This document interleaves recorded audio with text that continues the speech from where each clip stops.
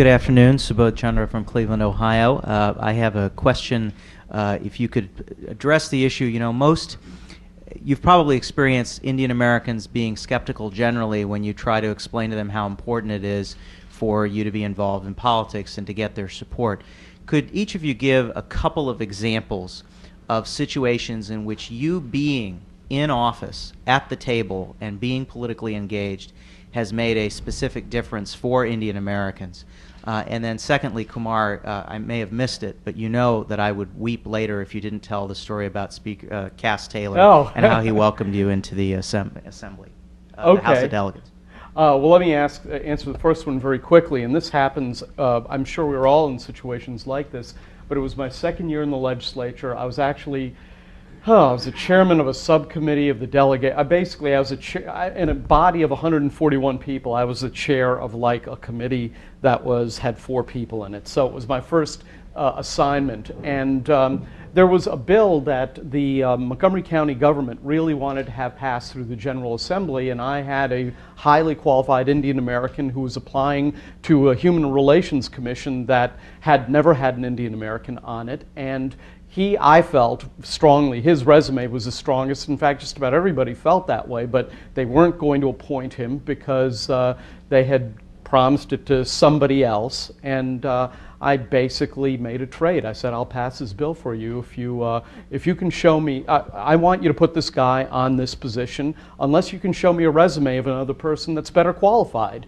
And if it's a better resume, I'll back off and pass the bill for you. And it took him a couple of weeks to realize that I was really serious about this, but I went to my colleagues and said, hey, I want to do this. And they all seemed to have the attitude of, well, you can never forget where you came from.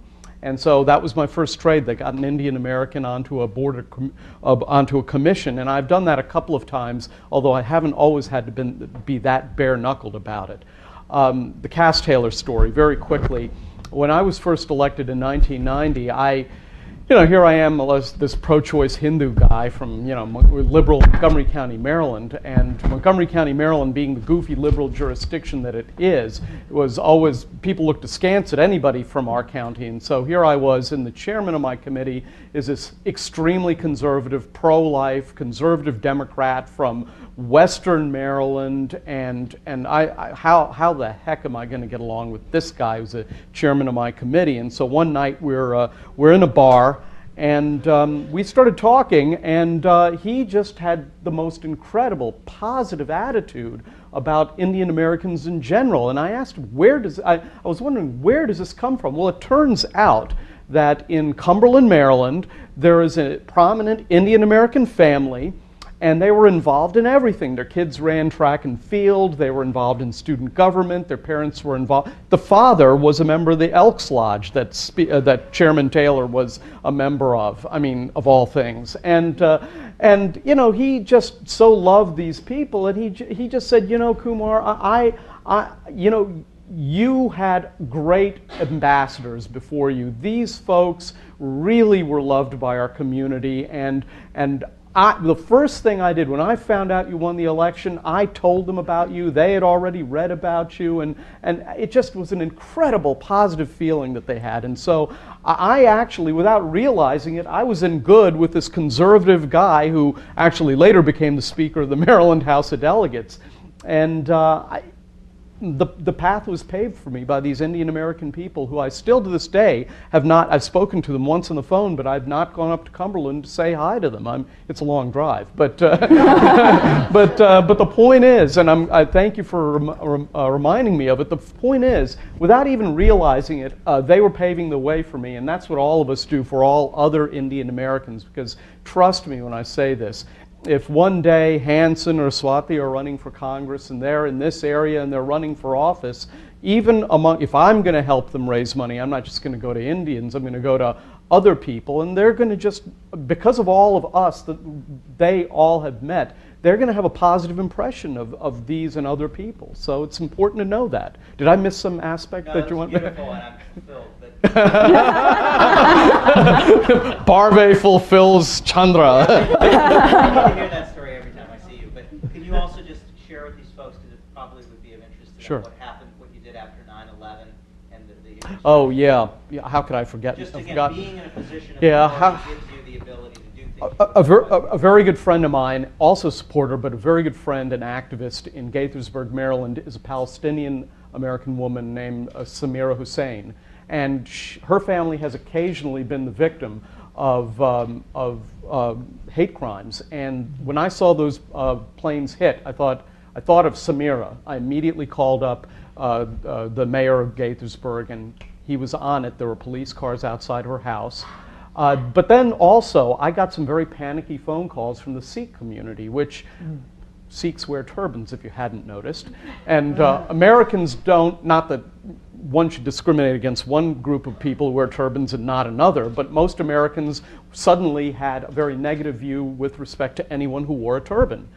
And the Sikh community said, listen, we have our Gurudwara, and we'd like police protection. And I said, well, have you called the police? And they said, yes. And they basically said, well, if something happens, call us and we'll be there immediately. And I said, this is not good enough. I immediately called up Doug Duncan, who was then the county executive of Montgomery County. I said, Doug, we need to have police protection. There are only 2 Gurudwaras in Montgomery County. We need cop cars outside of there now, immediately. And County Executive Duncan said, yeah, you're absolutely correct. And he had the cars out there. He had to override his police chief. And this is not a racist police organization. It's just that, like most bureaucrats, they don't want to jump the minute somebody says something because of the fear that they'll get stretched too thin. But this is an unusual circumstance. And Cleveland was fired. Oh, was it? Okay. Well, in any case, all the Sikh community so admired what Doug Duncan had done for them. But I will tell you, if I were just a campaign contributor or just a friend of his in Rockville, I don't know if I would have had that kind of sway. On the other hand, I was the chairman of the Montgomery County House delegation. I'm a legislator who, one thing that links all of us is that we have one vote in the legislature, and they never know, and they can be all sorts of different people. You never know when you're going to need his vote or her vote or my vote, because there are many instances where it just takes one vote to pass or kill a bill. If you're an elected official, you have a special seat at the table. And I really believe if we hadn't had an Indian American elected official in Maryland, they wouldn't have, that person wouldn't have been able to pick up the phone and do that, which is why I feel we need to have a state legislator in all 50 states. We have one in Ohio now and all across the country, and it's absolutely vital, in my opinion. I'm sorry, now I've monopolized the conversation. Yeah, it's okay.